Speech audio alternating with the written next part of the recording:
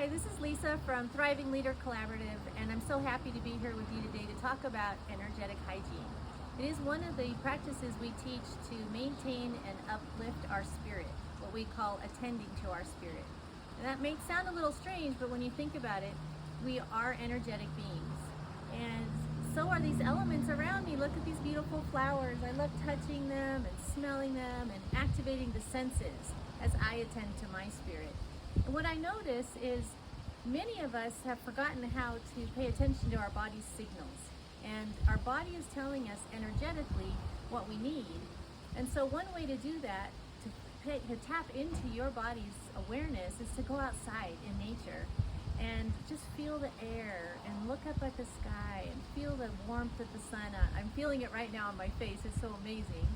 And just notice how you feel.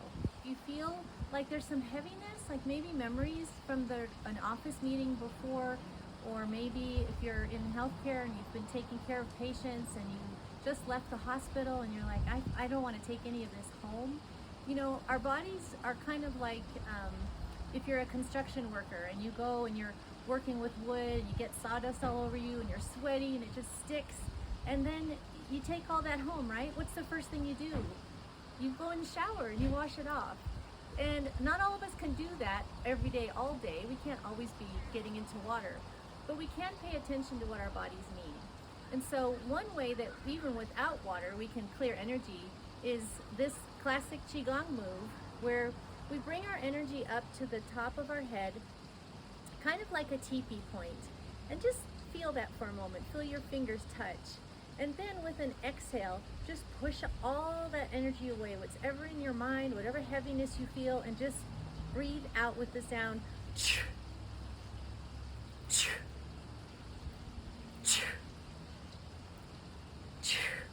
And do that as many times as you need until you feel like I'm feeling right now, all tingly. I feel energy in my fingers, I feel it down in my toes, and that's what you could even call that a dry bath, right?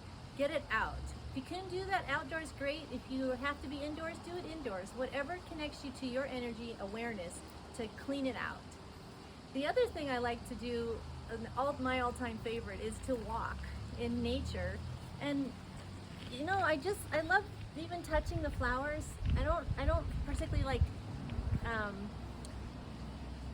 picking them. I just like to touch them. Each plant has its own frequency, and if you get used to feeling rocks and plants, you can really just enjoy the feeling of how your body responds to them, and maybe how your body responds to the color. Does a bright color like these beautiful daisies, does it make you smile? Does it lift your energy? The other thing is walking barefoot. And if you can get on the ground and just throw your shoes off. I know this is kind of challenging in the city, but there are parks, there are breezeways, there are ways for you to get your feet on the ground, naturally connected. I have this beautiful stone to stand on. It's so cold and it feels so good. And I'm just releasing my energy just in my mind, imagining it running down from the crown of my head to the bottom of my feet. Another thing that I love, and I'm able to do here, this gorgeous location, is touch water. This beautiful stream. Good for us to squat as well, and just to feel the water. It's cold, and I'm giving to the water what I don't want to carry anymore. Remember, our bodies are 66% water. It's like speaking the same language. And we release anything we don't want to carry anymore to the water.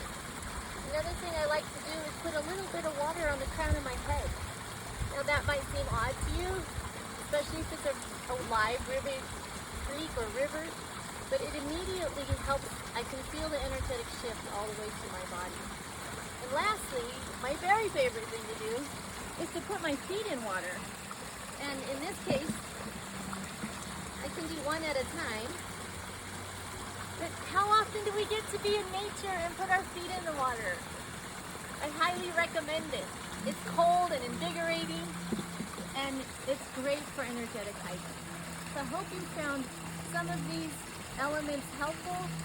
And lastly, if you can't get out here and do all these amazing outdoor things, when I have a negative thought, something that just, I think, wow, where did that come from? Like, you're not a good person, or you're not going to be good at this meeting, or you're not enough, I immediately snap my fingers. Snap, snap, that thought is not mine. I'm not going to own it. So these are all ways that you can integrate automatic, use your intuition, trust your body, keep your energy clean, your energetic hygiene practices. I hope you found this helpful.